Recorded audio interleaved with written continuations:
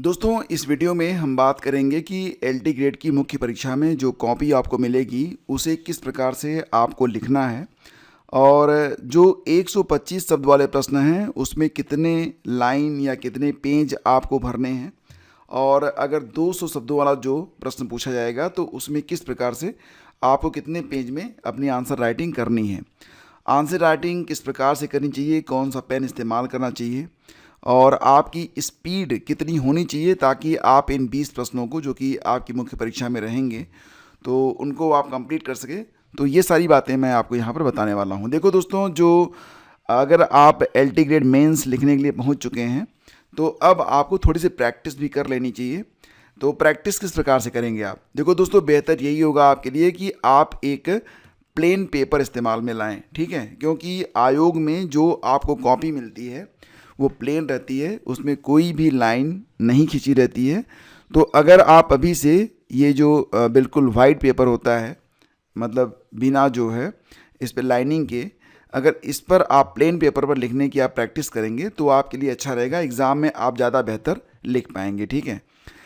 तो जो कॉपी आपको मिलती है वो इस प्रकार से आपको दिखती है। ये एक सैम्पल कॉपी है जो कि मैंने कहीं से डाउनलोड किया है आपको दिखाने के लिए। यहाँ पर एक बात आप ध्यान रखिएगा कि यहाँ पर देखिए आप एक हाशिया आपको दिया गया है, ठीक है, और इस हाशिए के बाहर आपको कुछ भी लिखना नहीं है, ठीक है। तो आप ध्यान दीजिएगा कि ये वाला जो पोर्शन है, ये जो हाशिया है, यहाँ पर आपको बिल्कुल भी कुछ भी नहीं लिखना है, ठीक है। आपको जो भी आंसर राइटिंग करनी है तो वो आप इसी के अंदर करेंगे, इसी के अंदर ही करेंगे, इसके बाहर आपको नहीं लिखना है। ये बात बिल्कुल क्लियर हो गई। अब दोस्तों बात करते हैं कि मान लेते हैं, अब यहाँ पर पेपर देख लेते हैं। देखिए कल का ये पेपर है वाणिज्य, और इसी प्रकार से आप किसी विषय के लिए मुख्य परीक्षा में सिलेक्ट हुए हैं तो आपको इसी प्रकार से पेपर मिलेगा और आंसर राइटिंग करने के लिए एक कॉपी भी आपको मिलेगी, ठीक है। और ध्यान दीजिएगा कि जो कॉपी आपको मिलेगी उसे क्वेश्चन कम आंसर बुकलेट के नाम से जाना जाता है। क्वेश्चन कम आंसर बुकलेट, तो मतलब ये होता है कि इसमें आपको प्रश्न भी दिया गया रहता है, ठीक है।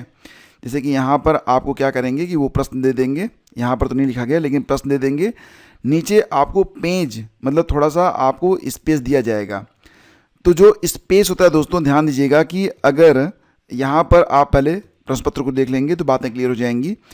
3 घंटे का समय आपको मिलता है आंसर राइटिंग करने के लिए, 3 घंटे का समय आपको मिलता है और कुल 200 अंकों की परीक्षा रहती है और आपका जो पेपर होगा उसमें कुल मिला के 20 प्रश्न आपको लिखने पड़ेंगे, ठीक है दोस्तों। खंड अ में जो 10 प्रश्न रहेंगे इसमें शब्द सीमा होती है 125, ठीक है, और खंड ब में जो 10 प्रश्न रहेंगे ये दीर्घ उत्तरी रहते हैं, इसमें जो शब्द सीमा रहती है ये 200 शब्द रहती है, ठीक है। एक बात और ध्यान रखिएगा कि शब्द जो होते हैं वो किस प्रकार से काउंट किए जाते हैं, ठीक है। तो इसको मैं आपको यहाँ पर बताता हूँ। जैसे कि फॉर एग्जांपल हम यहाँ पर एक लाइन ले लेते हैं। यहाँ पर आप देखिए लिखा गया है दोहरा लेखा पद्धति से आप क्या समझते हैं, ठीक है। तो ये एक वाक्य है। अब ध्यान दीजिएगा कि इस वाक्य में कितने शब्द हैं, कितने शब्द हैं। तो देखो यहाँ पर जो भी एक अक्षर से शब्द बनते हैं, जैसे कि का हो गया, में हो गया, ने हो गया, ठीक है, इस प्रकार, या से हो गया, इस प्रकार के जो शब्द होते हैं इनको शब्दों में काउंट नहीं किया जाता है। दोहरा लेखा पद्धति से आप क्या समझते हैं, इसमें कितने शब्द बनेंगे इस वाक्य में, तो ध्यान देना यहाँ पर एक शब्द, दूसरा शब्द, तीसरा शब्द, चौथा शब्द, पांचवा शब्द और ये छठा शब्द, तो 6 शब्द बने। जबकि से और हैं इनको आप शब्द में काउंट नहीं करेंगे, ठीक है। इसी प्रकार से आप यहाँ पर देखिए कि जैसे कि दिया गया है किन्हीं 2 उदाहरणों के द्वारा इसे समझाइए। ये एक वाक्य है। यहाँ पर दोस्तों अगर देखेंगे तो किन्हीं 1 हो गया, उदाहरणों 2 हो गया, ये 3 हो गया, ये 4 हो गया, ये 5 हो गया। एक शब्द से बना हुआ ये जो शब्द है 2, इसको काउंट नहीं किया जाएगा। तो इस प्रकार से आपको 125 या 200 अपने मतलब जैसा कि यहाँ पर रिक्वायरमेंट है, जिस प्रकार से प्रश्न होंगे इस प्रकार से शब्दों को काउंट करना है। अब दोस्तों यहाँ पर बात ये आती है कि कितने पेज आपको लिखना चाहिए और एक पेज में कितने शब्द हो सकते हैं। तो देखो दोस्तों, इसके बारे में स्पष्ट रूप से मैं आपके सामने एक लाइन लिखता हूं और उसके बाद सारी बातें बिल्कुल क्लियर हो जाएंगी आपके लिए।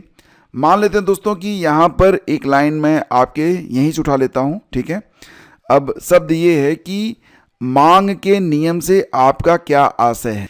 यहाँ पर दोस्तों आप देखिए कि एक लाइन में यहाँ पर कितने आपके जो शब्द हैं वो बन रहे हैं। तो 1, 2, 3, 4 और 5।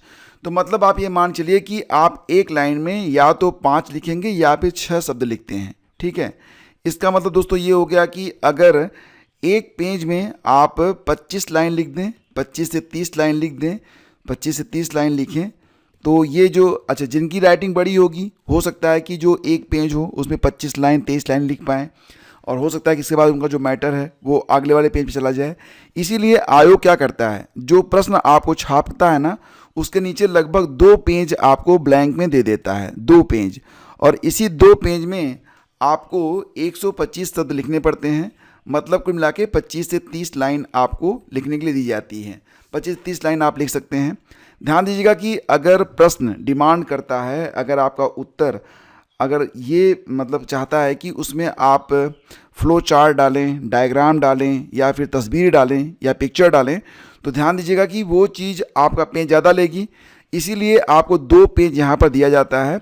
और ये भी आप ध्यान रखिएगा कि जब भी आप मान लेते हैं कि आप कोई डायग्राम बना रहे हैं, तो उसको आप बिल्कुल बीच में मत बनाइएगा, ठीक है। उसको एक तरफ बनाएंगे तो ये आपके लिए ज़्यादा बेहतर रहेगा। इसके आगे जब आप लिख देंगे तो एग्जामिनर को लगेगा कि यहाँ पर मतलब ये ना कि एग्जामिनर को आपको इम्प्रेस करना है, ठीक है।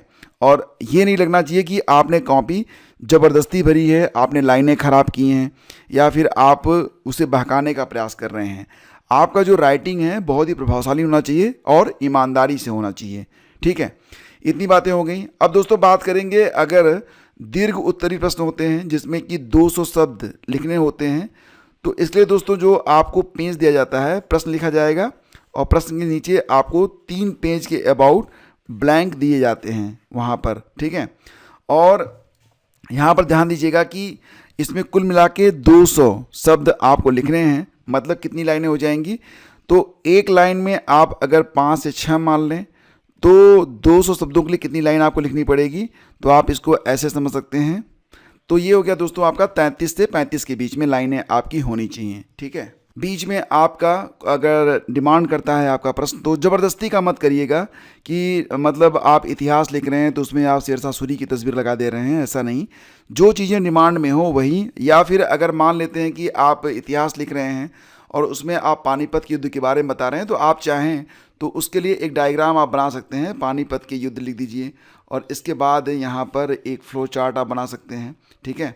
यहाँ पर आप पहला युद्ध जो होता है 1526 में, दूसरा होता है 1556 में, और तीसरा होता है 1761 में। फिर उसके नीचे लिख सकते हैं किसके किसके बीच हुआ था, क्या पढ़ना। तो इस प्रकार से आप बनाइए कि मतलब सामने वाला इम्प्रेस रहे, उसे लगना नहीं चाहिए कि आप कॉपी ज़बरदस्ती भर रहे हैं या किसी को बहकाने का प्रयास आप कर रहे हैं, ठीक है।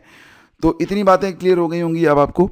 अब एक बात और मैं पुनः कहना चाहूँगा कि आपकी जो राइटिंग है बोल्ड और ब्राइट होनी चाहिए। आप वही पेन इस्तेमाल में लाएं जो पेन जिस पर आपकी ग्रिप अच्छी हो, जो पेन प्रायः आप इस्तेमाल करते हैं, ठीक है। इससे इतर कोई भी पेन आप इस्तेमाल में ना लाएं। दूसरी बात ये दोस्तों कि क्या एक से अधिक रंग का इस्तेमाल आप करें, तो देखो बात ये होती है ना कि आपका लेखन शैली प्रभावी होना चाहिए। आप हेडिंग डाल रहे हैं तो हेडिंग के नीचे आप उसे अंडरलाइन कर सकते हैं। मैक्सिमम मैं आपसे कहूँगा कि 2 कलर का इस्तेमाल करें। बहुत ज़्यादा रंग बिरंगा बनाने की आप प्रयास ना करें। मतलब ये नहीं कि आप उसमें बहुत सारे इस्तेमाल कर रहे हैं। मैं तो ये कहूँगा कि आप ब्लू पेन का इस्तेमाल करें या ब्लैक पेन का इस्तेमाल करें और बस उसी से लिखते चले जाएं। बस ये है कि आपकी हेडिंग अलग दिखनी चाहिए, उसको अंडरलाइन कर दीजिए। आपके प्रश्न दिख चाहिए। मतलब ये कि ऐसा नहीं कि आप क्या लिख रहे हैं, कहाँ पे ख़त्म हो रहा है, कहाँ शुरू हो रहा है, क्या बात बीच में आ रही है, ऐसा नहीं होना चाहिए। आपकी हर बात बिल्कुल क्लियर होनी चाहिए और अगर हेडिंग है तो हेडिंग दिखनी चाहिए और अगर आपने उसके बारे में कुछ लिखा है तो वो भी दिखना चाहिए। मतलब क्लियर आपको लिखना है, ठीक है। और पेन का इस्तेमाल मैक्सिमम 2 करिए, अदरवाइज एक ही करेंगे तो ये आपके लिए ज़्यादा बेहतर रहेगा, क्योंकि वहाँ पर सिर्फ आपका फ्लो देखा जाता है और ये देखा जाता है कि आप कितनी प्रभावशाली राइटिंग करते हैं, ठीक है। बाकी आपका जो दिया गया है एडमिट कार्ड, उस पर जो इंस्ट्रक्शंस दिए गए हैं उसका पूर्णतया आप लोग पालन करें, ठीक है। जितना आप सिंपल रखेंगे उतना ही बेहतर रहेगा आप लोगों के लिए, सिंपल और इफ़ेक्टिव। ठीक है, ये दो बातें आपके लिए ज़्यादा बेहतर रहेंगी। आप इसे सिंपल रखें और प्रभावशाली रखें। ठीक है, और इसके बाद दोस्तों बात करें तो कुछ और भी बातें हैं, जैसे कि 1 मिनट में प्रैक्टिस करिए आप लोग कि 1 मिनट में 25 से 30 शब्द आप लिख पाएँ। इसके लिए क्या होता है कि जिसे इमला लिखा जाता था ना बचपन में, उसको अगर आपके लिखने की प्रैक्टिस छूट गई है तो आप इमला लिखना शुरू करें और प्रयास करें कि 1 मिनट में कम से कम आप घर पे प्रैक्टिस करिए कि 25 शब्द से 30 शब्द आप प्रति मिनट लिख पाएँ, ताकि एग्ज़ाम जब आप देने बैठें तो उसमें आपको मुश्किल नहीं होनी चाहिए। ठीक है, आपकी जो हैंड राइटिंग है वो नीट एंड क्लीन होनी चाहिए। और यहाँ पर मैं आपको सजेस्ट करूँगा, मैं आपको डिस्क्रिप्शन में एक कॉपी का लिंक दे दूँगा, मतलब वो प्रैक्टिस सेट के रूप में उसे आप परचेज कर सकते हैं। जैसा कि आप यहाँ पर देखिए, अमेज़न पर ऐसी कापियाँ मिल जाती हैं, यहाँ पर अगर आप चाहें तो इनको परचेज कर सकते हैं और इस पर आप आंसर राइटिंग कर सकते हैं। तो इससे आपको एग्ज़ाम में मतलब लिखने में आपको सुविधा रहेगी। इसका डायरेक्ट लिंक मैं आपको डिस्क्रिप्शन में डाल दूँगा, आप चाहें तो इसको परचेज़ कर लीजिएगा और इस पर प्रैक्टिस करेंगे तो आपको मतलब नयापन जो महसूस होगा वो नहीं लगेगा और आप इससे काफ़ी फैमिलियर भी रहेंगे। ठीक है, तो दोस्तों ये कुछ गाइडलाइंस थी, मुझे लगा कि आपसे चर्चा कर लेनी चाहिए। और अगर कुछ और जानना चाहते हैं तो आप कमेंट कीजिएगा। मिलते हैं आपसे अगले वीडियो में। थैंक यू, लाइक और शेयर कर दीजिएगा।